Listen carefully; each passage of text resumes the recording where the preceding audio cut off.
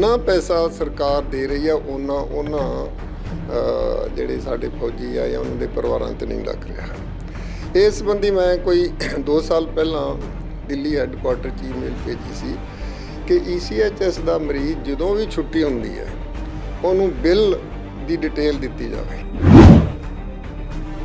ਜਦੋਂ ਕਈ ਵਾਰੀ ਤੁਸੀਂ ਖਬਰਾਂ ਪੜ੍ਹੀਆਂ ਹੋਣੀਆਂ ਕਿ ਫਲਾਣਾ ਹਸਪਤਾਲ ਜੀ ਡੀ ਪੈਨਲ ਕਰਤਾ ਇਹਨਾਂ ਨੇ, ਉਹਦੇ 'ਚ ਆਹ ਇਰੈਗੂਲਰਿਟੀਜ਼ ਪੜ੍ਹੀਆਂ ਗਈਆਂ, ਪਰ ਅਨਫੋਰਚੂਨੇਟਲੀ ਫਿਰ ਖਬਰ ਆਉਂਦੀ ਹੈ ਮਹੀਨੇ 2 ਮਹੀਨਿਆਂ ਬਾਅਦ ਕਿ ਉਹਨਾਂ ਨੂੰ ਫਿਰ ਇੰਪੈਨਲ ਕੀਤਾ ਜਾਂਦਾ ਹੈ। ਆਰਮੀ ECH ਸਿਸਟਮ ਅਥਾਰਟੀਜ਼ ਉਹ ਜਾ ਕੇ ਜਿੱਥੇ ਦੇਖਣ ਕਿਸੇ ਏਰੀਆ 'ਚ ਸਪੋਜ਼ਿੰਗ 100 ਬੰਦੇ ਕੋਲੇ ਕਾਰਡ ਆ ਉੱਥੇ 10% ਕਾਰਡ ਚੈੱਕ ਕਰਨ ਸਰਪ੍ਰਾਈਜ਼ ਵਨਸ ਏ ਵਾਈਲ।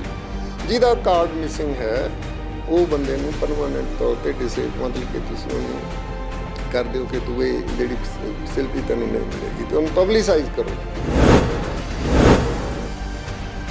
ਇੱਕ ਹੋਰ ਮੈਂ ਸੋਚਦਾ ਰਿਹਾ ਕਿ ਇਹਦਾ ਹੱਲ ਹੋ ਸਕਦਾ ਕਿ ਅਗਰ ਭਾਰਤ ਸਰਕਾਰ ਤੇ ਇਹ ਜਿਹੜੇ ਆਰਮੀ ਅਥਾਰਟੀਜ਼ ਹੈ ਇਹ ECHS ਲਈ ਵੱਡੇ ਸ਼ਹਿਰਾਂ 'ਚ ਆਪਣਾ ਹੀ ਹਸਪਤਾਲ ਕਿਉਂ ਨਾ ਬਣਾ ਲਵੇ। ਉਹਦੇ ਨਾਲ ਮਤਲਬ ਕਿ ਸਿਰਫ ECHS ਦੇ ਪੇਸ਼ੈਂਟ ਟ੍ਰੀਟ ਹੋਣ ਉੱਥੇ, ਜਿਵੇਂ ਕਿ ਅਮਰੀਕਾ 'ਚ ਹੈ।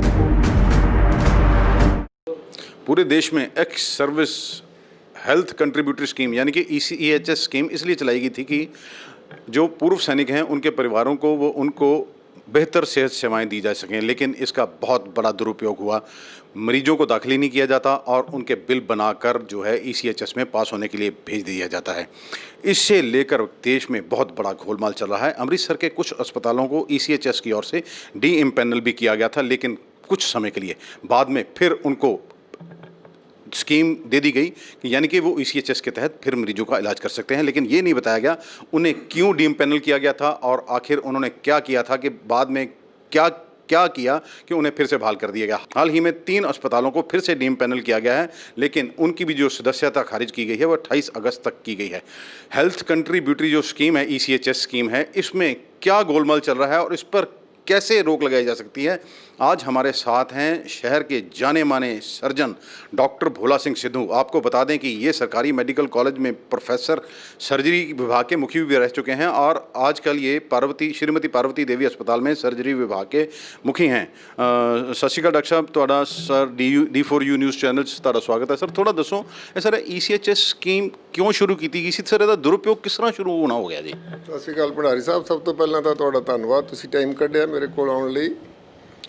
ਮੈਂ ਤਾਂ ਤੁਹਾਨੂੰ ਜਦੋਂ ਹਿੰਦੁਸਤਾਨ ਟਾਈਮ 'ਚ ਤੁਸੀਂ ਕਰਦੇ ਸੀ ਉਦੋਂ ਦੇ ਤੁਹਾਡੇ ਪੜ੍ਹਦੇ ਰਹੇ ਹਾਂ ਜੋ ਤੁਸੀਂ ਕੁਝ ਮਤਲਬ ਲੋਕਾਂ ਦੇ ਇਸ਼ੂਜ਼ ਉਜਾਗਰ ਕਰਦੇ ਰਹੇ ਹੋ। ਦੇਖੋ ECHS ਜਿਹੜੇ ਫੌਜੀ ਸਾਡੇ ਭਰਾ ਬਾਰਡਰ 'ਤੇ ਜਾਂ ਛਾਉਣੀਆਂ 'ਚ ਦੇਸ਼ ਦੀ ਸੇਵਾ ਕਰਦੇ ਰਹੇ ਆ, ਉਹਨਾਂ ਦੇ ਰਿਟਾਇਰ ਹੋਣ ਤੋਂ ਬਾਅਦ ਉਹਨਾਂ ਦੇ ਪਰਿਵਾਰਾਂ ਲਈ ਫ੍ਰੀ ਟ੍ਰੀਟਮੈਂਟ ਵਾਸਤੇ ਇਹ ਫੈਸਿਲਿਟੀ ਕ੍ਰੀਏਟ ਕੀਤੀ ਗਈ ਹੈ ECHS, ਔਰ ਇਹ ਬਹੁਤ ਹੀ ਵਧੀਆ ਸਕੀਮ ਹੈ।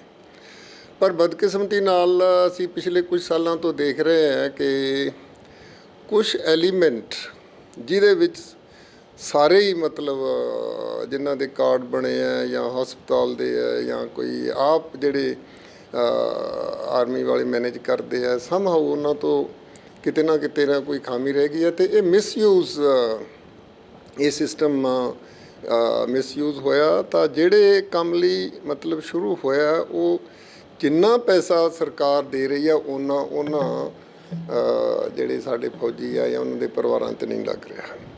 ਇਸ ਸੰਬੰਧੀ ਮੈਂ ਕੋਈ 2 ਸਾਲ ਪਹਿਲਾਂ ਦਿੱਲੀ ਹੈੱਡਕੁਆਟਰ 'ਚ ਈਮੇਲ ਭੇਜੀ ਸੀ ਕਿ ECHS ਦਾ ਮਰੀਜ਼ ਜਦੋਂ ਵੀ ਛੁੱਟੀ ਹੁੰਦੀ ਹੈ ਉਹਨੂੰ ਬਿੱਲ ਦੀ ਡਿਟੇਲ ਦਿੱਤੀ ਜਾਵੇ ਕਿ ਤੇਰੇ 'ਤੇ ਭਾਰਤ ਸਰਕਾਰ ਨੇ ਇੰਨੇ ਪੈਸੇ ਖਰਚ ਕੀਤੇ ਹੈ। ਅੱਛਾ ਸਰ, ਇਹ ਤੁਹਾਨੂੰ ਈਮੇਲ ਕਿਉਂ ਲਿਖਣੀ ਪਈ ਕਿ ਮਰੀਜ਼ਾਂ ਨੂੰ ਬਿੱਲ ਨਹੀਂ ਦਿੱਤਾ ਜਾਂਦਾ ਜੀ? ਬਿਲਕੁਲ ਨਹੀਂ ਦਿੱਤਾ ਜਾਂਦਾ ਸੀ। ਮੈਂ ਆਪ ਮਹਿਸੂਸ ਕਰਦਾ ਸੀ ਕਿ ਪੇਸ਼ੈਂਟ ਦੀ ਸਪੋਜ਼ਿੰਗ ਕੋਈ ਬਿਮਾਰੀ ਛੋਟੀ ਜਿਹੀ ਹੈਗੀ ਹੈ, ਇੱਕ ਹਰਨੀਆ, ਅਤੇ ਮੈਨੂੰ ਪਤਾ ਲੱਗਦਾ ਸੀ ਕਿ ਕੁਛ ਹਸਪਤਾਲਾਂ 'ਚ ਉਹਦਾ ਬਿੱਲ ਬਣ ਗਿਆ ਜੀ 2 ਲੱਖ 2.5 ਲੱਖ। ਪੇਸ਼ੈਂਟ ਨੂੰ ਹੁਣ ਉਹ ਕੋਈ ਅਗਰ ਪਿੰਡ ਦਾ ਹੈਗਾ, ਸਧਾਰਨ ਪੇਂਡੂ ਬੰਦਾ ਹੈਗਾ, ਬਈ ਬਹੁਤੀ ਨਹੀਂ ਐਜੂਕੇਸ਼ਨ, ਉਹਨਾਂ ਨੂੰ ਪਤਾ ਨਹੀਂ ਕਿ ਮੇਰੇ 'ਤੇ ਇਹ ਛੋਟੀ ਜਿਹੀ ਬਿਮਾਰੀ ਦੇ ਪਿੱਛੇ ਸਰਕਾਰ ਦਾ ਜਾਂ ਪਬਲਿਕ ਦਾ 2.5 ਲੱਖ ਰੁਪਇਆ ਲੱਗਿਆ ਹੈ। ਅਗਰ ਹਰ ਇੱਕ ਕੋਈ ਕਾਨੂੰਨ ਬਣਾ ਦੇਣ, ਰੈਗੂਲੇਸ਼ਨ ਸ਼ੁਰੂ ਕਰਨ ਕਿ ECHS ਦਾ ਜਿਹੜੇ ਵੀ ਮਰੀਜ਼ ਨੂੰ ਜਦੋਂ ਛੁੱਟੀ ਹੁੰਦੀ ਹੈ ਉਹਨੂੰ ਬਿੱਲ ਦੀ ਕਾਪੀ ਦਿੱਤੀ ਜਾਵੇ ਅਤੇ ਉਹਨੂੰ ਦੱਸਿਆ ਜਾਵੇ ਕਿ ਭਾਰਤ ਸਰਕਾਰ ਨੇ ਤੇਰੇ 'ਤੇ ਇੰਨੇ ਪੈਸੇ ਖਰਚ ਕੀਤੇ। ਅੱਛਾ ਸਰ, ਜਦੋਂ ਤੁਸੀਂ ਈਮੇਲ ਲਿਖੀ ਕੋਈ ਜਵਾਬ ਆਇਆ ਸਰ ਤੁਹਾਨੂੰ ਉਹਦੇ ਬਾਰੇ? ਆਇਆ ਸੀ ਜਵਾਬ ਕਿ ਅਸੀਂ ਕੰਸਰਨ ਅਥਾਰਟੀਜ਼ ਨੂੰ ਫਾਰਵਰਡ ਕਰਦਾ, ਪਰ ਉਸ ਤੋਂ ਬਾਅਦ ਫਾਲੋ ਅਪ ਨਹੀਂ ਹੋਇਆ ਕੁਛ ਨਹੀਂ। ਹਾਂਜੀ। ਅੱਛਾ ਡਾਕਟਰ ਸਾਹਿਬ, ਜਿਹੜੇ ਹਸਪਤਾਲ ਇੱਕ ਬਹੁਤ ਸਭ ਡਾਕਟਰਸ ਨੂੰ ਵੀ ਪਤਾ ਜੀ, ਇੱਕ ਕਾਫੀ ਜ਼ਿਆਦਾ ਇੱਕ ਜਿਹੜਾ ਗੋਲਮਾਲ ਚੱਲ ਰਿਹਾ ਸਰ, ਇਹ ਤੁਸੀਂ ਦੱਸੋਗੇ ਥੋੜ੍ਹਾ ਕਿ ਇਹਨੂੰ ਕਿਸ ਤਰ੍ਹਾਂ ਰੋਕ ਲਾਈ ਜਾ ਸਕਦੀ ਜਿਹਦੇ ਤੇ? ਦੇਖੋ ਜੀ, ਇੱਕ ਤਾਂ ਤੁਹਾਨੂੰ ਮੈਂ ਜਿੱਦਾਂ ਦੱਸਿਆ ਕਿ bill public and the patients ਦੇ ਸ਼ੁੱਡ ਨੋ ਕਿ ਸਾਡੇ ਤੇ ਇੰਨਾ ਪੈਸਾ ਲੱਗਿਆ, ਕਿਆ ਇੰਨਾ ਲੱਗਿਆ ਹੋਏਗਾ, ਠੀਕ ਹੈ, ਨੰਬਰ 1। ਨੰਬਰ 2, ਇਹ ਸਿਸਟਮ ਮਿਸਯੂਜ਼ ਰੋਕਣ ਵਾਸਤੇ ਦੋਨੇ ਮਤਲਬ ਹਸਪੀਟਲ ਕਹਿ ਲਓ ਜਾਂ ਈਵਨ ਜਿਹੜੇ ਇਹਨਾਂ ਤੋਂ ਲਾਭ ਪ੍ਰਾਪਤ ਕਰ ਰਹੇ ਉਹ ਦੋਨੇ ਪਾਰਟੀਆਂ ਹੀ ਕਈ ਵਾਰੀ ਇਨਵੋਲਵ ਹੁੰਦੀਆਂ ਇਸ 'ਚ। ਜਿੱਦਾਂ ਤੁਸੀਂ ਸੁਣਿਆ ਹੋਣਾ ਕਿ ਕੋਈ ਬੰਦੇ ਜਾਂਦੇ ਆ ਟਾਊ ਪਿੰਡਾਂ 'ਚ ਕਾਰਡ ਇਕੱਠੇ ਕਰ ਲੈਂਦੇ ਆ, ਫਿਰ ਉਹਨਾਂ ਨੂੰ ਥੋੜ੍ਹਾ ਲਾਲਚ ਦੇ ਦਿੰਦੇ ਆ ਕਿ ਜੀ ਆ ਤੁਹਾਨੂੰ 10,000 ਰੁਪਇਆ ਦੇ ਦਿਆਂਗੇ। ਉਹ ਕਾਰਡ ਲਿਆ ਕੇ ਉਸ ਕਾਰਡ 'ਤੇ ਮਰੀਜ਼ ਸ਼ੋਅ ਕੀਤਾ ਜਾਂਦਾ ਵੀ ਭਰਤੀ ਹੋ ਗਿਆ, ਫਾਈਲਾਂ ਬਣਾਈਆਂ ਜਾਂਦੀਆਂ। ਸੋ ਮਤਲਬ ਉਹ ਮਿਸਯੂਜ਼ ਹੋ ਗਿਆ ਸਿਸਟਮ। ਅਗਰ ਇਹ ਸਿਸਟਮ ਵਿੱਚ ਕੋ ਪੇਮੈਂਟ ਹੋ ਜੇ ਕਿ ਤੁਸੀਂ ਕੋਈ ਰੱਖ ਲਓ ਕਿ ਜਦੋਂ ਤੁਸੀਂ ਇਹ ਮਰੀਜ਼ ਦਾਖਲ ਹੁੰਦਾ ਵੀ ਤੁਹਾਡੇ 'ਤੇ ਜਿੰਨਾ ਵੀ ਖਰਚਾ ਹੋਏਗਾ ਉਹਦਾ ਸੋਥੋਂ ਅਸੀਂ 10% ਜਾਂ 20% ਜਾਂ ਕਈ ਇੰਸ਼ੋਰੈਂਸ ਪਾਰਟੀ ਜਿਹੜੀਆਂ ਕੰਪਨੀਆਂ ਉਹ 25% ਕੋ ਪੇਮੈਂਟ ਕਰਾਉਂਦੀਆਂ। ਉਹਦੇ ਨਾਲ ਥੋੜ੍ਹਾ ਮਰੀਜ਼ ਜਿਹੜਾ ਦਾਖਲ ਹੋਏਗਾ ਉਹ ਸੋਚੇਗਾ ਕਿ ਮੈਨੂੰ ਵੀ ਕੁਛ ਦੇਣਾ ਪੈਣਾ, ਹਾਲਾਂਕਿ ਸਰਕਾਰ ਨੇ ਹੀ ਦੇਣਾ ਇੰਨਾ 75% 80%। ਤੋਂ ਫਿਰ ਜਿੱਥੇ ਨਹੀਂ ਲੋੜ ਉੱਥੇ ਕੋਈ ਬੰਦਾ ਛੇਤੀ ਕੀਤੇ ਹਸਪਤਾਲ 'ਚ ਦਾਖਲ ਹੋਣਾ ਨਹੀਂ ਚਾਹੇਗਾ। ਇਹ ਬੜੀ ਬੇਸਿਕ ਕੁਦਰਤੀ ਜੀ ਗੱਲ ਹੈਗਾ ਕਿ ਉਹਨੂੰ ਪਤਾ ਕਿ ਮੈਨੂੰ 10% ਜਾਂ 15% ਦੇਣਾ ਪਏਗੀ ਕੋ ਪੇਮੈਂਟ, ਅਤੇ ਕੋਈ ਇਹਨੂੰ ਮਿਸਯੂਜ਼ ਕਰਨ ਦੀ ਕੋਸ਼ਿਸ਼ ਨਹੀਂ ਕਰੇਗਾ। ਤੀਸਰਾ, ਜਿਹੜੇ ਤੁਸੀਂ ਸੁਣਿਆ ਹੋਣਾ ਕਿ ਕਾਰਡ ਲੈ ਕੇ ਉਹਨਾਂ ਨੂੰ ਮਿਸਯੂਜ਼ ਕੀਤਾ ਜਾਂਦਾ ਹੈ, ਉਹਦਾ ਤਰੀਕਾ ਇਹੀ ਹੈ ਕਿ ਸਰਪ੍ਰਾਈਜ਼ ਚੈੱਕ ਕੋਈ ਟੀਮ ਬਣਾਵੇ ਸਰਕਾਰ ਜਾਂ ਇਹ ਆਰਮੀ ECH ਸਿਸਟਮ ਅਥਾਰਟੀਜ਼, ਉਹ ਜਾ ਕੇ ਜਿੱਥੇ ਦੇਖਣ ਕਿਸੇ ਏਰੀਆ 'ਚ ਸਪੋਜ਼ਿੰਗ 100 ਬੰਦੇ ਕੋਲੇ ਕਾਰਡ ਆ ਉੱਥੇ 10% ਕਾਰਡ ਚੈੱਕ ਕਰਨ ਸਰਪ੍ਰਾਈਜ਼ ਵਨਸ ਏ ਵਾਈਲ। ਜਿਹਦਾ ਕਾਰਡ ਮਿਸਿੰਗ ਹੈ ਉਹ ਬੰਦੇ ਨੂੰ ਪਰਮਾਨੈਂਟ ਤੌਰ 'ਤੇ ਮਤਲਬ ਕਿ ਤੁਸੀਂ ਉਹਨੂੰ ਕਰ ਦਿਓ ਕਿ ਤੂੰ ਇਹ ਜਿਹੜੀ ਫੈਸਿਲਿਟੀ ਤੈਨੂੰ ਨਹੀਂ ਮਿਲੇਗੀ, ਅਤੇ ਉਹਨੂੰ ਪਬਲਿਸਾਈਜ਼ ਕਰੋ ਕਿ ਅਸੀਂ ਇੰਨੇ ਬੰਦਿਆਂ ਦੇ ਕਾਰਡ ਫੜੇ ਆ, ਉਹਨਾਂ ਨੇ ਕਾਰਡ ਨਾ ਤੋਂ ਕਿਸੇ ਨੇ ਹਸਪਤਾਲ ਨੂੰ ਦਿੱਤੀ ਸੀ, ਕੀ ਕੀਤਾ ਸੀ, ਅਤੇ ਉਹਨਾਂ ਨੂੰ ਇਹ ਸਰਕਾਰ ਨੇ ਜਿਹੜੀ ਸਰਵਿਸ ਹੈ ਉਹ ਬੰਦ ਕਰਤਾ। ਨਹੀਂ ਸਰ, ਇਹ ਤਾਂ ਹੋ ਗਿਆ ਜੀ ਉਹਨਾਂ ਲੋਕਾਂ ਨਾਲ ਜਿਨ੍ਹਾਂ ਨੇ ਕਾਰਡ ਦਿੱਤੇ। ਉਹਨਾਂ ਹਸਪਤਾਲਾਂ 'ਤੇ ਸਰ ਕੀ ਕਾਰਵਾਈ ਹੋਣੀ ਚਾਹੀਦੀ ਹੈ ਜਿਹੜੇ ਬੰਦਿਆਂ ਨੇ ਸਪੈਸ਼ਲ ਆਪਣੇ ਕੁਝ ਏਜੰਟ ਛੱਡੇ ਹੋਏ ਪਿੰਡਾਂ 'ਚ ਜਿਹੜੇ ਕਾਰਡ ਇਕੱਠੇ ਕਰਦੇ ਆ, ਮਰੀਜ਼ਾਂ ਦੀਆਂ ਫਾਈਲਾਂ ਬਣਾਉਂਦੇ? ਸੋ ਸਾਨੂੰ ਪਤਾ ਚੱਲਿਆ ਡਾਕਟਰ ਸਾਹਿਬ ਵੀ ਇਹਨਾਂ ਦੀਆਂ ਫਾਈਲਾਂ ਬਣਾਉਣ ਵਾਸਤੇ ਵੀ ਸਪੈਸ਼ਲ ਜੋ ਐਕਸਪਰਟ ਟੀਮਾਂ ਰੱਖੀਆਂ ਗਈਆਂ ਜੀ। ਦੇਖੋ, ਜਿਹੜੇ ਇਹ ECHS ਦੇ ਆਰਮੀ ਦੇ ਆਫਿਸਰ ਜਿਹੜਾ ਵੱਖਰਾ ਵਿੰਗ ਹੈ ਉਹ ਕੋਸ਼ਿਸ਼ ਤਾਂ ਕਰਦੇ ਆ ਚੈੱਕ ਕਰਨ ਦੀ, ਹਸਪਤਾਲਾਂ 'ਚ ਆਪ ਵੀ ਆ ਕੇ ਦੇਖਦੇ ਆ। ਅਤੇ ਜਦੋਂ ਕਈ ਵਾਰੀ ਤੁਸੀਂ ਖਬਰਾਂ ਪੜ੍ਹੀਆਂ ਹੋਣੀਆਂ ਕਿ ਫਲਾਣਾ ਹਸਪਤਾਲ ਜੀ ਡੀ-ਪੈਨਲ ਕਰਤਾ ਇਹਨਾਂ ਨੇ, ਉਹਦੇ 'ਚ ਆਹ ਇਰੈਗੂਲਰਿਟੀਜ਼ ਫੜੀਆਂ ਗਈਆਂ, ਪਰ ਅਨਫਾਰਚੂਨੇਟਲੀ ਫਿਰ ਖਬਰ ਆਉਂਦੀ ਹੈ ਮਹੀਨੇ 2 ਮਹੀਨਿਆਂ ਬਾਅਦ ਕਿ ਉਹਨਾਂ ਨੂੰ ਫਿਰ ਇੰਪੈਨਲ ਕੀਤਾ ਜਾਂਦਾ ਹੈ। ਅਗਰ ਕਿਸੇ 'ਚ ਸੀਰੀਅਸ ਇਰੈਗੂਲਰਿਟੀ ਫੜੀ ਜਾਂਦੀ ਹੈ ਤਾਂ ਉਹ ਹਸਪਤਾਲ ਨੂੰ ਪੱਕੇ ਤੌਰ 'ਤੇ ਹੀ ਡੀ-ਪੈਨਲ ਕਰ ਦੇਣਾ ਚਾਹੀਦਾ, ਉਸ ਸਕੀਮ 'ਚੋਂ ਕੱਢ ਦੇਣਾ ਚਾਹੀਦਾ ਹੈ। ਇਹ ਸ਼ੁਰੂ 'ਚ ਅੰਮ੍ਰਿਤਸਰ 'ਚ 1-2 ਹਸਪਤਾਲਾਂ ਨੇ ECHS ਲਿਆ ਸੀ। ਜਦੋਂ ਦੂਜਿਆਂ ਨੇ ਦੇਖਿਆ ਕਿ ਇਹ ਤਾਂ ਬੜਾ ਪੈਸਾ ਇਕੱਠਾ ਕਰ ਰਹੇ ਜੀ, ਤਾਂ ਉਹ ਫਿਰ 3, 4, 5, 6 ਇੰਝ ਸ਼ੁਰੂ ਹੋ ਗਿਆ ਦੇਣਾ ਸਾਰਿਆਂ ਨੂੰ, ਜਿਨ੍ਹਾਂ ਨੂੰ ਦੇਈ ਚੱਲੋ। ਇੱਕ ਹੋਰ ਮੈਂ ਸੋਚਦਾ ਰਿਹਾ ਕਿ ਇਹਦਾ ਹੱਲ ਹੋ ਸਕਦਾ ਕਿ ਅਗਰ ਸਰਕਾਰ, ਭਾਰਤ ਸਰਕਾਰ ਅਤੇ ਇਹ ਜਿਹੜੇ ਆਰਮੀ ਅਥਾਰਟੀਜ਼ ਹੈ ਇਹ ECHS ਲਈ ਵੱਡੇ ਸ਼ਹਿਰਾਂ 'ਚ ਆਪਣਾ ਹੀ ਹਸਪਤਾਲ ਕਿਉਂ ਨਾ ਬਣਾ ਲੈਣ, ਉਹਦੇ ਨਾਲ ਮਤਲਬ ਕਿ ਸਿਰਫ ECHS ਦੇ ਪੇਸ਼ੈਂਟ ਟਰੀਟ ਹੋਣ ਉੱਥੇ, ਜਿਵੇਂ ਕਿ ਅਮਰੀਕਾ 'ਚ ਹੈ। ਅਮਰੀਕਾ 'ਚ ਇਹਨੂੰ ਵੈਟਰਨਸ ਦਾ ਹਸਪੀਟਲ ਹੁੰਦਾ, ਉੱਥੇ ਰਿਟਾਇਰਡ ਬੰਦਿਆਂ ਨੂੰ ਸਾਰਾ ਫ੍ਰੀ ਟਰੀਟਮੈਂਟ ਸਭ ਫੈਸਿਲਿਟੀ ਮਿਲਦੀ ਹੈ। ਸੋ ਉਹਦੇ ਨਾਲ ਤੁਸੀਂ ਆ ਜਿਹੜੇ ਦੂਸਰੇ ਤੁਸੀਂ ਪ੍ਰਾਈਵੇਟ ਹਸਪਤਾਲਾਂ ਨੂੰ ਜਾਂ ਸਰਕਾਰੀ ਨੂੰ ਦਿਓਗੇ ECHS ਦੀ ਫੈਸਿਲਿਟੀ, ਉਹ ਦੇਣ ਦੀ ਲੋੜ ਹੀ ਨਹੀਂ ਪਏਗੀ। ਅਗਰ ਅੰਮ੍ਰਿਤਸਰ 'ਚ ਅਗਰ ਕੋਈ 500 ਬੈੱਡ ਦਾ ਹਸਪੀਟਲ ਹੋਵੇ, ਸਾਰੇ ਅੰਮ੍ਰਿਤਸਰ ਤਰਨਤਾਰਨ ਡਿਸਟ੍ਰਿਕਟ ਵਾਲੇ ਇਸ ਏਰੀਏ ਨੂੰ ਮਤਲਬ ਸਰਵ ਕਰ ਸਕਦਾ, ਪੇਸ਼ੈਂਟਸ ਨੂੰ ਬੈਸਟ ਪੋਸੀਬਲ ਸਪੈਸ਼ਲਿਸਟ ਸਰਵਿਸ ਦੇ ਸਕਦੇ ਆ, ਪਲੱਸ ਇੰਪਲਾਇਮੈਂਟ ਕਿੰਨੇ ਡਾਕਟਰਾਂ ਨੂੰ ਮਿਲੇਗੀ, ਤਾਂ ਉਹ ਐਕਸਕਲੂਡ ਹੀ ਹੋ ਜਾਣਗੇ ਦੂਜੇ ਹਸਪਤਾਲ ਪੱਕੇ ਤੌਰ 'ਤੇ। ਨਹੀਂ ਸਰ, ਇਹ ਤਾਂ ਠੀਕ ਹੈ ਜੀ। ਮੇਰਾ ਇਹ ਸਵਾਲ ਹੈ ਜੀ, ਇੱਕ ਤਾਂ ਕਿ ਇਹਨਾਂ ਦੇ ਉੱਤੇ ਦੇਸ਼ ਬੇਸਿਕਲੀ ਤਾਂ ਦੇਸ਼ ਦਰੋਹੀ ਹੈ ਡਾਕਟਰ ਸਾਹਿਬ। ਬਿਲਕੁਲ। ਕੁਐਸਚਨ ਇਜ਼ ਕਿ ਜਦੋਂ ਆਰਮੀ ਅਥਾਰਟੀ ਸੁਪਰਵਾਈਜ਼ ਕਰ ਰਹੀ ਹੈ, ਲੈਟ ਸੇ ਕੋਈ ਸਰਵਿਸ ਹੈਗੀ ਆ ਵੀ ਉਹਦੇ ਇੰਚਾਰਜ ਹੀ ਪੁਲਿਸ ਹੈ, ਪੁਲਿਸ ਸੁਪਰਵਾਈਜ਼ ਕਰ ਰਹੀ ਹੈ, ਫਿਰ ਵੀ ਅਗਰ ਇਰੈਗੂਲਰਿਟੀ ਭ੍ਰਿਸ਼ਟਾਚਾਰ ਹੁੰਦਾ ਤਾਂ ਫਿਰ ਦੇ ਸ਼ੁੱਡ ਟੈਲ ਪਬਲਿਕ ਕਿ ਕਿਉਂ ਹੋ ਰਿਹਾ, ਸਾਡੀਆਂ ਅੰਡਰ ਆਵਰ ਆਈਜ਼ ਕਿਉਂ ਹੋ ਰਿਹਾ, ਸਾਡੀਆਂ ਨਜ਼ਰਾਂ ਹੇਠ ਕਿਉਂ ਹੋ ਰਿਹਾ ਇਹ। ਅੱਛਾ ਡਾਕਟਰ ਸਾਹਿਬ, ਜਿਹੜੇ ਇਹਨਾਂ ਨੇ ਕੁਝ ਫਾਈਲਾਂ ਇੰਨੇ ਐਕਸਪਰਟ ਰੱਖੇ, ਉਹਦੇ ਬਾਰੇ ਡਾਕਟਰ ਸਾਹਿਬ ਥੋੜ੍ਹਾ ਦੱਸਿਓ। ਨਹੀਂ ਦੇਖੋ, ਫਾਈਲਾਂ ਜਿਹੜਾ ਵੀ ਇਹ ਕੰਮ ਹੁੰਦਾ ਨਾ, ਫਾਈਲਾਂ ਮੈਨੀਪੂਲੇਟ ਕਰਨ ਦਾ, ਬਣਾਉਣ ਦਾ, ਇਹ ਸੀਕ੍ਰੇਟ ਹੋਊਗਾ ਕਿਸੇ ਵੀ ਹਸਪਤਾਲ 'ਚ। ਆਮ ਦੂਸਰੇ ਜਿਹੜੇ ਫਾਰ ਐਗਜ਼ਾਮਪਲ ਮੈਂ ਲੈਟ ਅਸ ਸੇ ਕਿ ਮੇਰੇ ਹਸਪਤਾਲ 'ਚ ਕੁਝ ਹੁੰਦਾ ਤਾਂ ਮੈਨੂੰ ਉਹਦੇ ਬਾਰੇ ਨਹੀਂ ਪਤਾ ਹੋਏਗਾ, ਕਿਉਂਕਿ ਉਹ ਜਦੋਂ ਹੋਊਗਾ ਉਹ ਕੋਈ ਸੀਕ੍ਰੇਟ ਤਰੀਕੇ ਨਾਲ ਹੀ ਬੰਦੇ ਜਾਂ ਕਿਤੇ, ਕੀ ਜ਼ਰੂਰੀ ਨਹੀਂ ਹੁੰਦਾ ਉਹ ਕਿਸੇ ਹਸਪਤਾਲ 'ਚ ਬੈਠ ਕੇ ਹੀ ਫਾਈਲਾਂ ਬਣਾਉਣ, ਹਸਪਤਾਲ ਤੋਂ ਬਾਹਰ ਵੀ ਕਿਸੇ ਕਮਰੇ 'ਚ ਬੈਠ ਕੇ ਬਣਾ ਸਕਦੇ ਆ। ਅੱਛਾ ਡਾਕਟਰ ਸਾਹਿਬ, ਇੱਕ ਇਹ ਵੀ ਸਰ ਸੁਣਨ 'ਚ ਆਇਆ ਵੀ ਜਿਵੇਂ ਗਰਮੀ ਹੈ, ਪੇਸ਼ੈਂਟ ਕਹਿੰਦਾ ਜੀ ਅਬ ਮੈਨੂੰ ਗਰਮੀ ਬੜੀ ਲੱਗਦੀ ਹੈ ਤੇ ਮੈਨੂੰ ਦਾਖਲ ਕਰ ਲਓ, ਬਿੱਲ ਤੇ ਜੀ ਮਿਸਯੂਜ਼ ਇੰਝ ਹੁੰਦਾ ਹੈ। ਸਾਡੇ ਹੀ ਹਸਪੀਟਲ 'ਚ ਹੋਇਆ ਇੱਕ ਵਾਰ ਕਿ ਕੋਈ ਲੇਡੀ ਦਾਖਲ, ਓਲਡ ਲੇਡੀ ਹੋਈ ਤਾਂ ਉਹਦਾ ਹਸਬੈਂਡ ਕਹਿੰਦਾ ਜੀ ਪਿੰਡ 'ਚ ਬਿਜਲੀ ਵੀ ਬੜਾ ਕੱਟ ਲੱਗਦਾ ਜੀ, ਗਰਮੀ ਬੜੀ ਹੈ, ਤਾਂ ਉੱਥੇ ਬੱਚੇ ਵੀ ਹੈ ਨਹੀਂ, ਤਾਂ ਮੈਨੂੰ ਵੀ ਨਾਲ ਪਾ ਦਿਓ, ਇਸੇ ਕਮਰੇ 'ਚ ਨਹੀਂ ਕਿਸੇ ਹੋਰ 'ਚ ਪਾ ਦਿਓ। ਤਾਂ ਸੋ ਉਹਦੀ ਜੇ ਫਾਈਲ ਬਣਦੀ ਹੈ ਤਾਂ ਇਹਦਾ ਮਤਲਬ ਉਹਨੂੰ ਹੋਇਆ ਤਾਂ ਕੁਝ ਨਹੀਂ ਹੈ, ਉਹ ਪੇਸ਼ੈਂਟ ਜਿਹੜਾ ਪੇਸ਼ੈਂਟ ਦਾ ਰਿਸ਼ਤੇਦਾਰ ਹੀ ਮਿਸਯੂਜ਼ ਕਰਾ ਰਿਹਾ, ਮਤਲਬ ਆ ਕੋਨਾਈਵੈਂਸ ਹੋ ਜਾਂਦੀ ਹੈ, ਮਿਲ ਜਾਂਦਾ ਉਹ ਨਾਲ। ਹਾਂਜੀ ਡਾਕਟਰ ਸਾਹਿਬ, ਕੀ ਕਦੀ ਇਹਦੇ ਤੇ ਕਦੀ ਰੋਕ ਲੱਗ ਸਕਦੀ ਡਾਕਟਰ ਸਾਹਿਬ? ਜਿਵੇਂ ਭ੍ਰਸ਼ਟਾਚਾਰ, ਇਹ ਬੇਸਿਕਲੀ ਤਾਂ ਪਬਲਿਕ ਮਨੀ ਖਾਦੀ ਜਾ ਰਹੀ ਹੈ, ਟੈਕਸ ਸਰਕਾਰ ਜਨਤਾ ਦਾ ਪੈਸਾ, ਜਿਹੜਾ ਕਿ ਸਾਡੀ ਜਾਣਕਾਰੀ ਦੇ ਮੁਤਾਬਿਕ ਹਰ ਸਾਲ ਸਰਕਾਰ 3000 ਕਰੋੜ ਤੋਂ ਲੈ ਕੇ 5000 ਕਰੋੜ ਰੁਪਏ ਖਰਚ ਕਰਦੀ ਹੈ। ਅਰਬਾਂ ਪੈਸਾ ਲੱਗ ਰਿਹਾ ਜੀ। ਦੇਖੋ ਜਿੱਥੋਂ ਤੱਕ ਭ੍ਰਿਸ਼ਟਾਚਾਰ ਦਾ ਮਾਮਲਾ ਹੈ, ਇਹ ਤਾਂ ਆਪਾਂ ਸਿਰਫ ਇੱਕ ਲੈਟ ਅਸ ਸੇ ਤੁਸੀਂ ECHS ਕਹਿ ਰਹੇ ਹੋ, ਪਰ ਕਿਹੜਾ ਆਲੇ ਦੁਆਲੇ ਦੇਖੋ ਕਿੱਧਰ ਭ੍ਰਿਸ਼ਟਾਚਾਰ ਨਹੀਂ ਹੈ। ਅਗਰ ਬਾਕੀ ਜਗ੍ਹਾ 'ਚ ਭ੍ਰਿਸ਼ਟਾਚਾਰ ਖਤਮ ਹੋ ਗਿਆ ਤਾਂ ਇੱਥੇ ਵੀ ਹੋ ਜਾਊਗਾ। ਇਹ ਤਾਂ ਗਵਰਨਮੈਂਟ ਦੀ ਪਾਲਿਸੀ ਹੈਗੀ ਹੈ, ਉਹਦੇ ਹਿਸਾਬ ਨਾਲ ਅੱਛਾ ਰਿਸਪੌਂਸਿਬਿਲਿਟੀ ਫਿਕਸ ਹੋਣੀ ਚਾਹੀਦੀ ਹੈ ਕਿ ਅਗਰ ਕੁਝ ਫੜਿਆ ਜਾਂਦਾ ਗਲਤ ਤਾਂ ਇਹ ਨਹੀਂ ਕਿ ਉਹਨੂੰ ਮੁੜ ਕੇ ਛੱਡਤਾ ਜਾਵੇ। ਦੂਸਰਿਆਂ ਵਾਸਤੇ ਕੋਈ ਐਗਜ਼ਾਮਪਲ ਹੋਣੀ ਚਾਹੀਦੀ ਹੈ ਕਿ ਜੇ ਐਂ ਕਰਾਂਗੇ ਤਾਂ ਐਂ ਹੋ ਜਾਊਗਾ।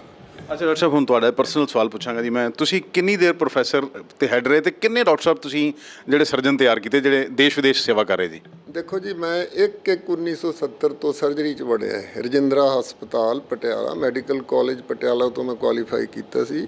1970 ਤੋਂ ਸਰਜਰੀ 'ਚ ਵੜਿਆ। 1983 ਤੱਕ ਪਟਿਆਲੇ ਸਰਵਿਸ ਕੀਤੀ।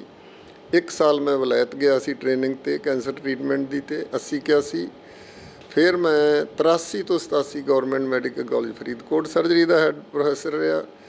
ਤਾਂ 87 ਤੋਂ ਲੈ ਕੇ 15 ਸਾਲ ਮੈਂ ਅੰਮ੍ਰਿਤਸਰ ਰਿਹਾ ਪ੍ਰੋਫੈਸਰ ਸਰਜਰੀ, ਤੇ ਰਿਟਾਇਰ ਹੋਇਆ as head of surgery.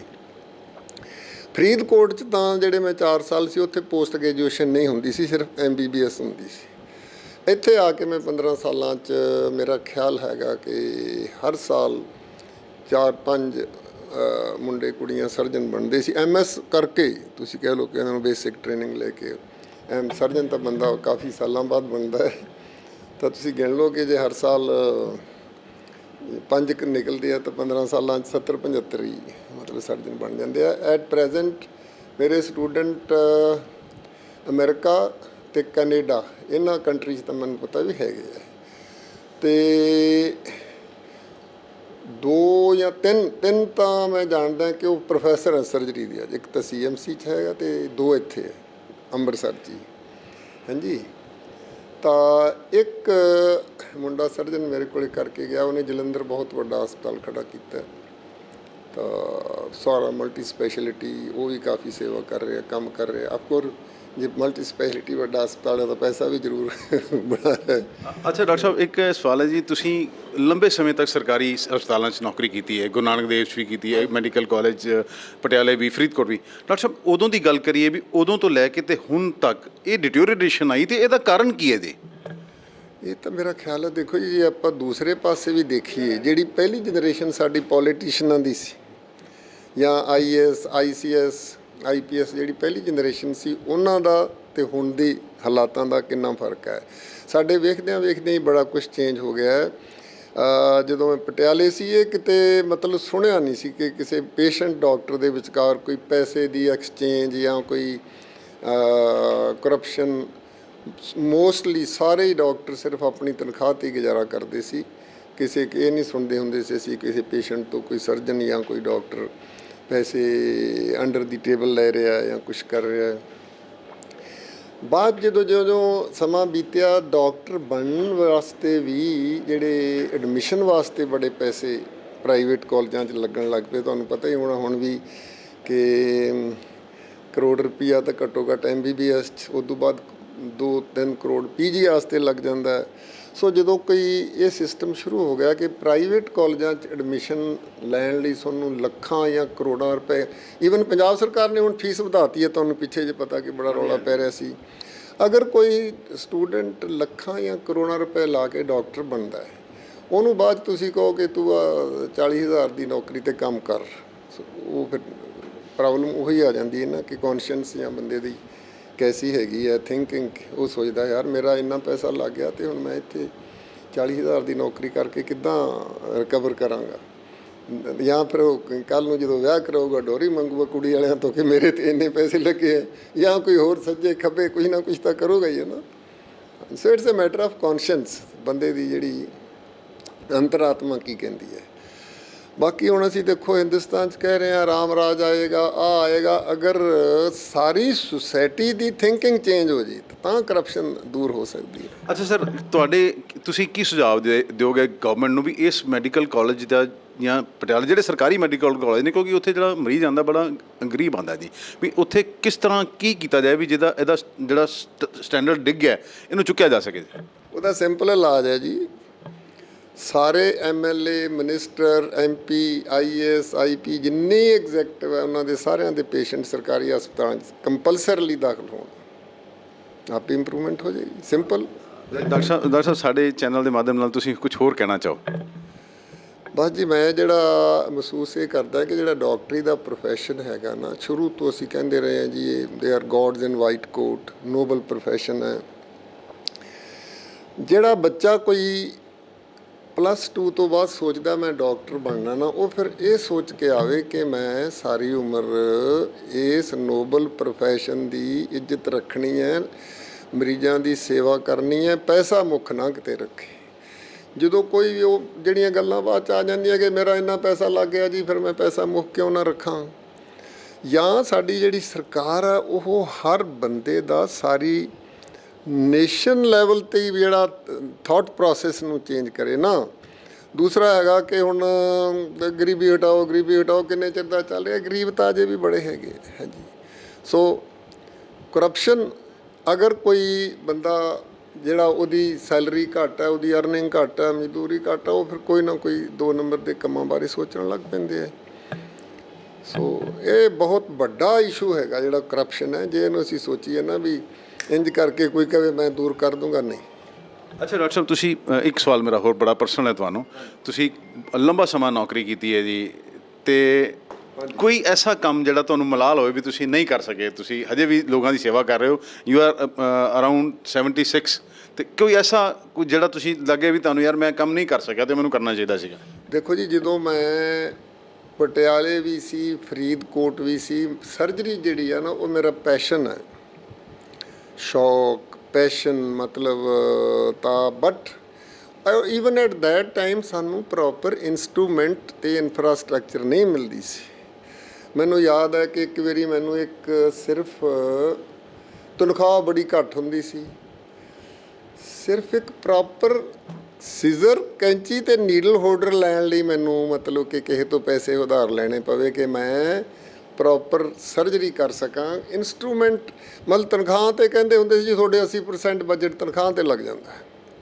Infrastructure ਸੀ ਜਿਹੜੀ ਉਹ ਜੋ ਹੋਣੀ ਚਾਹੀਦੀ ਸੀ ਉਹ ਸਾਨੂੰ ਨਹੀਂ ਮਿਲੀ, ਕਾਫੀ ਟਾਈਮ ਤੱਕ ਨਹੀਂ ਮਿਲੀ। ਅੱਛਾ, ਮੈਂ ਤੁਹਾਨੂੰ ਇੱਕ ਛੋਟੀ ਜਿਹੀ ਐਗਜ਼ਾਮਪਲ ਦਿੰਦਾ ਕਿ ਲੈਪਰੋਸਕੋਪਿਕ ਸਰਜਰੀ ਦੇਖੋ 90 ਤੱਕ ਸ਼ੁਰੂ ਹੋ ਗਈ ਸੀ ਹੈ ਜੀ। ਪ੍ਰਾਈਵੇਟ ਇੱਥੇ ਡਾਕਟਰ ਹਰਪਲਾਸ ਰਾਏ ਹੁੰਦੇ ਸੀ, ਉਹਨਾਂ ਨੇ ਸਭ ਤੋਂ ਪਹਿਲਾਂ ਸ਼ੁਰੂ ਕੀਤੀ, ਹੋਰ 1-2 ਹਸਪੀਟਲ ਸ਼ੁਰੂ ਹੋਈ। ਮੈਂ ਐਜ਼ ਪ੍ਰੋਫੈਸਰ ਚੰਡੀਗੜ੍ਹ 3 ਮੀਟਿੰਗਾਂ ਅਟੈਂਡ ਕੀਤੀਆਂ, ਲੈਪਰੋਸਕੋਪਿਕ ਸਰਜਰੀ 25-30 ਲੱਖ ਦਾ ਸਮਾਨ ਖਰੀਦਣ ਦਾ ਸੀ, 3 ਮੀਟਿੰਗ। ਮੈਂ ਰਿਟਾਇਰ ਹੋ ਗਿਆ ਪਰ ਸਮਾਨ ਨਹੀਂ ਖਰੀਦਿਆ ਗਿਆ। ਉਦੋਂ ਬਾਅਦ ਮੈਂ ਇੱਥੋਂ ਨੈਕਸਟ ਜਿਹੜਾ ਬੰਦਾ ਹੈਡ ਬਣਿਆ ਉਹਨੇ 2-3 ਮੀਟਿੰਗਾਂ ਕੀਤੀਆਂ। ਚਲੋ ਮੰਨ ਲਿਆ ਕਿ ਉਦੋਂ ਸਮਾਨ ਖਰੀਦ ਲਿਆ ਹੋਣਾ, ਪਰ ਉਹ ਸਮਾਨ ਖਰੀਦ ਕੇ ਬਾਅਦ 'ਚ ਮੇਨਟੇਨੈਂਸ ਨਹੀਂ ਉਹਦੀ ਹੋ ਸਕਦੀ। ਸੋ ਜੇ ਉਹ ਕਹਿੰਦੇ ਜੀ ਤੁਹਾਡੇ ਸਾਰਾ 80% ਬਜਟ ਤਨਖਾਹ 'ਤੇ ਲੱਗ ਜਾਂਦਾ, ਵੀ ਰਹਿ ਜਾਂਦਾ, ਇਸ ਕਰਕੇ ਨਹੀਂ ਹੋ ਸਕਦਾ, ਉਹ ਤਾਂ ਮਤਲਬ ਉਹ ਐਕਸਪਲੇਨੇਸ਼ਨ ਨਹੀਂ ਹੈ। ਪਾਪੂਲੇਸ਼ਨ ਇੰਨੀ ਜ਼ਿਆਦਾ ਹੈ, ਪੇਸ਼ੈਂਟ ਪਾਪੂਲੇਸ਼ਨ ਇੰਨੀ ਜ਼ਿਆਦਾ ਕਿ ਜੇ ਤੁਸੀਂ ਉਹਨੂੰ ਪ੍ਰੋਪਰ ਸਰਵਿਸ ਦੇਣੀ ਹੈ ਤਾਂ ਫਿਰ ਬਜਟ ਬਹੁਤ ਵਧਾਉਣਾ ਚਾਹੀਦਾ ਹੈ। ਹਾਂਜੀ, ਔਰ ਫਿਰ ਗੌਰਮੈਂਟ ਦੇਖੇ ਕਿ ਕੋਈ ਬੰਦਾ ਸਹੀ ਕੰਮ ਕਰ ਰਿਹਾ ਹੈ, ਕੋਈ ਬੰਦਾ ਬਗੈਰ ਕੰਮ ਤੋਂ ਵੀ ਤਨਖਾਹ ਲਈ ਜਾਂਦਾ ਹੈ। ਉਹਨਾਂ ਨੂੰ ਕੀ ਕਹਿੰਦੇ ਹੁੰਦੇ, ਗਧੇ ਘੋੜੇ 'ਚ ਪਛਾਣਨੇ ਚਾਹੀਦੇ ਬੰਦੇ। ਕੋਈ ਬੰਦੇ ਹੈਗੇ ਕਿ ਜੀ ਚਲੋ ਆਪਾਂ ਉੱਪਰ ਹਾਇਰ ਅਪਸ ਦੀ ਚਮਚੀ ਮਾਰ ਲਓ, ਯੈਸ ਮੈਨ ਬਣ ਜਾਓ ਅਤੇ ਆਪਣਾ ਉਂਝ ਹੀ ਗੁਜ਼ਾਰਾ ਹੋਈ ਜਾਊਗਾ। ਹਾਂਜੀ। ਸੋ ਜਿਹੜਾ ਬੰਦਾ ਥਰੋਲੀ ਓਨੈਸਟ ਰਹਿ ਕੇ ਕੰਮ ਕਰਨਾ ਚਾਹੁੰਦਾ ਹੈ ਕਿਤੇ ਵੀ, ਪ੍ਰਾਈਵੇਟ ਜਾਂ ਸਰਕਾਰੀ 'ਚ, ਉਹਨੂੰ ਕਈ ਵਾਰੀ ਬੜੀਆਂ ਦਿੱਕਤਾਂ ਦਾ ਸਾਹਮਣਾ ਕਰਨਾ ਪੈਂਦਾ ਹੈ। ਅੱਛਾ ਡਾਕਟਰ ਸਾਹਿਬ, ਇੱਕ ਮੇਰਾ ਹੋਰ ਸਵਾਲ ਹੈ ਜੀ। ਤੁਸੀਂ ਕਿਹਾ ਜਿਵੇਂ ਸੈਲਰੀ ਬਹੁਤ ਘੱਟ ਸੀਗੀ, ਡਾਕਟਰ ਸਾਹਿਬ ਕਿੰਨੀ ਸੈਲਰੀ ਸੀ ਤੇ ਉਨੀ ਸੈਲਰੀ 'ਚ ਗੁਜ਼ਾਰਾ ਹੋ ਜਾਂਦਾ ਸੀ? ਦੇਖੋ ਜੀ, ਮੇਰੇ ਜਿਹੜੇ ਮਤਲਬ ਸਪਾਊਸ ਵਾਈਫ ਉਹ ਵੀ ਡਾਕਟਰ ਸੀ, ਪਰ ਮੈਂ ਤੁਹਾਨੂੰ ਇੱਕ ਇੰਟਰਸਟਿੰਗ ਗੱਲ ਦੱਸਦਾ ਕਿ ਮੈਂ MBBS ਚੋਂ 골ਡ ਮੈਡਲਿਸਟ ਸੀ, ਯੂਨੀਵਰਸਿਟੀ ਚੋਂ ਸੈਕੰਡ ਬੈਸਟ ਗ੍ਰੈਜੂਏਟ ਸੀ, ਸਿਲਵਰ ਮੈਡਲ, ਬ੍ਰੌਂਜ਼ ਮੈਡਲ ਹਰ ਪ੍ਰੋਫੈਸ਼ਨ 'ਚੋਂ ਹੁੰਦੇ ਸੀ। ਜਦੋਂ ਮੇਰੀ ਪਹਿਲੀ ਪੋਸਟਿੰਗ ਹੋਈ, ਮੈਨੂੰ ਉਦੋਂ ਨਹੀਂ ਪਤਾ ਸੀ ਕਿ 500,000 ਰੁਪਇਆ ਦੇ ਕੇ ਤੁਸੀਂ ਚੰਗਾ ਸਟੇਸ਼ਨ ਲੈ ਸਕਦੇ ਹੋ। ਮੈਂ ਇੱਕ ਪਿੰਡ 'ਚੋਂ ਗਿਆ ਸੀ ਤਾਂ ਮੈਨੂੰ ਇਹਨਾਂ ਜਿਹੜਾ ਗਵਰਨਮੈਂਟ ਨੇ ਲਾਇਆ ਸੀ, ਮੇਰਾ ਪਬਲਿਕ ਸਰਵਿਸ ਕਮਿਸ਼ਨ 'ਚੋਂ 300 ਸਿਲੈਕਟਡ ਡਾਕਟਰਾਂ 'ਚੋਂ ਚੌਥਾ ਨੰਬਰ ਸੀ, ਪਹਿਲੇ 3 MSMD ਸੀ। ਮੇਰੀ ਪੋਸਟਿੰਗ ਜਿਹੜੀ ਹੋਈ ਨੈਣਾ ਦੇਵੀ ਹਿਲਸ ਦੇ ਫੁੱਟ ਹਿਲਸ ਦੇ ਵਿੱਚ, ਕੋਈ ਕਹਤਾ ਜੀ ਇੱਥੇ ਰੂਰਲ ਡਿਸਪੈਂਸਰੀ ਹੈ ਪਹਾੜਪੁਰ ਸਮਲਾ। ਵੁੱਡ ਯੂ ਬਲੀਵ ਕਿ ਮੈਂ ਤੇ ਕੋਈ ਮੇਰਾ ਫਰੈਂਡ ਅਸੀਂ ਮੋਟਰਸਾਈਕਲ ਤੇ ਪਟਿਆਲਿਓਂ ਚੱਲੇ, ਸਾਨੂੰ ਰੋਪੜ ਤੋਂ ਪੁੱਛਣਾ ਸ਼ੁਰੂ ਕਰ ਲਿਆ ਵੀ ਭਾਈ ਉਹ ਸਾਨੂੰ ਮਜ਼ਾਕ ਕਰਨ ਜੀ, ਸ਼ਿਮਲਾ ਇੱਧਰ ਕਿੱਧਰ ਆ ਗਿਆ, ਪਹਾੜਪੁਰ ਸਮਲਾ SAMLAH। ਫਿਰ ਕਿਸੇ ਨੇ ਕਿਹਾ ਜੀ ਉਹ ਕੋਟਲਾ ਪਾਵਰ ਹਾਊਸ, ਤੁਸੀਂ ਉੱਤੇ ਜਾਓ ਫਲਾਨੀ ਪਹਾੜੀ ਚੜ੍ਹੋ। ਤੇ ਸਾਨੂੰ ਅਸੀਂ ਅਖੀਰ ਜਿੱਥੇ ਪਹੁੰਚੇ ਉੱਥੇ ਹੈਰਾਨ ਪਰੇਸ਼ਾਨ ਕਿ ਨਾ ਡਿਸਪੈਂਸਰੀ ਨਾ ਬਿਲਡਿੰਗ। ਮੈਂ ਪਿੰਡ ਵਾਲਿਆਂ ਨੂੰ ਪੁੱਛਿਆ ਵੀ ਭਾਈ ਕਿੱਥੇ ਹੈ? ਉਹ ਕਹਿੰਦੇ ਉਹ ਟਾਲੀ ਹੇਠਾਂ ਨਹੀਂ ਇੱਕ ਮੁੰਡਾ ਬੈਠਾ ਬਕਸਾ ਲੈ ਕੇ ਦਵਾਈਆਂ ਦੇ ਰਿਹਾ, ਉਹ ਡਿਸਪੈਂਸਰੀ। ਚਲੋ ਮੈਂ ਗਿਆ ਡਿਸਪੈਂਸਰ, ਮੈਨੂੰ ਫਾਰਮਾਸਿਸਟ ਨੂੰ ਮਿਲਿਆ। ਮੈਂ ਕਿਹਾ ਇਹ ਬਈ, ਕਹਿੰਦਾ ਜੀ ਗਵਰਨਮੈਂਟ ਨੇ ਕਿਰਾਇਆ ਨਹੀਂ ਦਿੱਤਾ, ਉਹ ਜਿਹੜੀ ਬਿਲਡਿੰਗ ਸੀ ਉਹ ਡਾਕਟਰ ਸਾਹਿਬ ਲੌਕ ਕਰਤੀ ਹੈ ਤੇ ਮੈਂ ਟਾਲੀ ਹੇਠਾਂ ਹੀ ਆਊਟਡੋਰ ਚਲਾਉਣਾ। ਮੇਰੀ ਲੱਕ ਸਮਝ ਲਓ। ਮੈਂ ਮਹੀਨੇ ਬਾਅਦ ਅਜੇ ਸੁੱਤਾ ਹੀ ਪਿਆ ਸੀ, ਅੱਧੀ ਰਾਤ ਨੂੰ ਮੈਨੂੰ ਫਿਰ ਉੱਥੋਂ ਮੇਰੇ ਦੋਸਤ ਪਹੁੰਚ ਗਏ ਵੀ ਤੇਰੇ ਰਜਿਸਟਰਾਰ ਸਰਜਰੀ 'ਚ ਤੇਰੀ ਸਿਲੈਕਸ਼ਨ ਹੋ ਗਈ ਹੈ ਬਿਕਾਜ਼ ਆਫ ਮਾਈ ਮੈਰਿਟ। ਹਾਂਜੀ, ਤਨਖਾਹ ਮੇਰੀ ਸੀ 496 ਰੁਪਏ। ਤਾਂ 5 ਰੁਪਏ ਕਿਰਾਏ 'ਤੇ ਮੈਨੂੰ ਕੋਟਲਾ ਪਾਵਰ ਹਾਊਸ ਦੇ ਜਦੋਂ ਬਣਿਆ ਇੰਜੀਨੀਅਰਾਂ ਦੇ ਪਏ ਸੀ ਖਾਲੀ, ਉਹ ਕੁਆਟਰ ਲੋਟ ਹੋ ਗਿਆ ਸੀ। ਅਤੇ ਆਈ ਹੈਡ ਐਕਸੈਪਟਡ ਕਿ ਜੋ ਕੀਤਾ ਡੈਸਟਨੀ ਨੇ, ਠੀਕ ਹੈ ਮੈਂ ਇੱਥੇ ਹੁਣ ਲੈ ਕੇ ਸੇਵਾ ਸ਼ੁਰੂ ਕਰ ਲਈ, ਦੇਖੀ ਜਾਓ ਕਦੋਂ ਆਪਾਂ ਰਜਿਸਟਰਾਰ ਬਣਦੇ ਹਾਂ ਕੀ ਹੁੰਦੇ ਹਾਂ। ਬਟ ਆਫਟਰ ਵੀਕ ਜਦੋਂ ਮੈਂ ਪਟਿਆਲੇ ਆ ਗਿਆ, ਮੇਰੀ ਤਨਖਾਹ ਹੋ ਗਈ 780 ਰੁਪਏ, NPA ਮਿਲਣ ਲੱਗ ਪਿਆ। ਹਾਂਜੀ, ਬਟ 1 ਮਹੀਨੇ 'ਚ ਮੈਂ ਆਉਣ ਤੋਂ ਪਹਿਲਾਂ ਉੱਥੇ ਚਿੱਠੀਆਂ ਲਿਖਿਆ ਸੀ। ਉਹ ਡਿਸਪੈਂਸਰੀ ਗਿਆਨੀ ਜ਼ੈਲ ਸਿੰਘ ਨੇ ਇਲੈਕਸ਼ਨਾਂ ਦੇ ਦੌਰਾਨ ਕਿਤੇ ਕ੍ਰੀਏਟ ਕੀਤੀ ਸੀ। ਮੈਂ ਲਿਖਿਆ ਕਿ ਇੱਥੇ ਜੀ ਜਿਹੜਾ ਡਾਕਟਰਾਂ ਦਾ ਉਹਨੂੰ ਹਿਲ ਕੰਪਨਸੇਸ਼ਨ ਅਲਾਊਂਸ ਦਿਓ, ਰੂਰਲ ਹੈਲਥ ਅਲਾਊਂਸ ਦਿਓ, ਇੱਥੇ ਬਿਲਡਿੰਗ ਬਣਾਓ। ਉਹ ਮੈਨੂੰ 5-7 ਸਾਲ ਪਤਾ ਲੱਗ ਗਿਆ ਵੀ ਸਭ ਕੁਝ ਬਣ ਗਿਆ, ਸੜਕ ਵੀ ਬਣ ਗਈ, ਅਲਾਊਂਸ ਵੀ ਸ਼ੁਰੂ ਹੋ ਗਏ। ਸੋ ਤਨਖਾਹ ਦਾ ਤਾਂ ਇਹ ਹੈਗਾ ਕਿ ਅਦਰਵਾਈਜ਼ 700 'ਚ ਤਾਂ ਉਦੋਂ ਤੁਸੀਂ ਦੇਖ ਲਓ ਵੀ ਕੀ ਗੁਜ਼ਾਰਾ ਕੀ ਹੋਣਾ ਸੀ। ਫਿਰ ਥੋੜ੍ਹਾ ਬਹੁਤ ਵਾਈਫ ਨੂੰ ਨੌਕਰੀ ਮਿਲ ਗਈ ਔਖੇ ਸੌਖੇ, but those are good Times ਕਿ ਬੰਦਾ ਸੋਚਦਾ ਹੀ ਨਹੀਂ ਸੀ ਕਿ ਮੇਰੀ ਤਨਖਾਹ ਘੱਟ ਹੈ। ਪੈਸ਼ਨ ਸਰਜਰੀ ਨਾਲ ਹੀ ਇੰਨੀ ਅਟੈਚਮੈਂਟ ਸੀ, ਕਦੇ ਸੋਚਿਆ ਨਹੀਂ ਸੀ, ਤਾਂ ਨਾ ਹੀ ਖਰਚੇ ਹੁੰਦੇ ਸੀ। ਮੇਰੇ ਕੋਲ ਤਾਂ ਮੇਰਾ ਖਿਆਲ ਹੈ ਕਿ ਸਾਈਕਲ ਵੀ ਨਹੀਂ ਹੁੰਦਾ ਸੀ, ਤਾਂ ਸਕੂਟਰ ਸ਼ਾਇਦ ਪਹਿਲਾਂ ਕਿਤੇ ਜਾ ਕੇ 75-6 'ਚ ਸਕੂਟਰ ਨਸੀਬ ਹੋਇਆ ਸੀ। ਅਤੇ ਕਾਰ ਤਾਂ ਪ੍ਰੋਫੈਸਰ ਹੈਡ ਬਣ ਕੇ ਉਦੋਂ ਕਿਤੇ ਮਿਲੀ ਸੀ। ਹਾਂਜੀ डॉक्टर साहब थोड़ा बहुत धन्यवाद जी साढ़े नाल गल करन नूं। ये देखिए, ये थे डॉक्टर भोला सिंह सिद्धू जिन्होंने बताया कि ECHS में जो भ्रष्टाचार हो रहा है उसे रोकना कोई मुश्किल काम नहीं है, लेकिन इसके लिए सरकारों की विल होनी चाहिए, क्योंकि जो लोग भ्रष्टाचार कर रहे हैं उनको इस तरह की सज़ा हो कि वो दूसरों के लिए एग्जाम्पल सेट हो। नहीं तो ये ऐसे ही सरकार का पैसा और जनता की ओर से दिया गया टैक्स का पैसा खाते रहेंगे। एक उन्होंने और बहुत बड़ी बात कही है कि बड़े ज़िले जहाँ पर अधिक लोग रहते हैं वहाँ पर सरकार अपने अस्पताल खोल सकती है।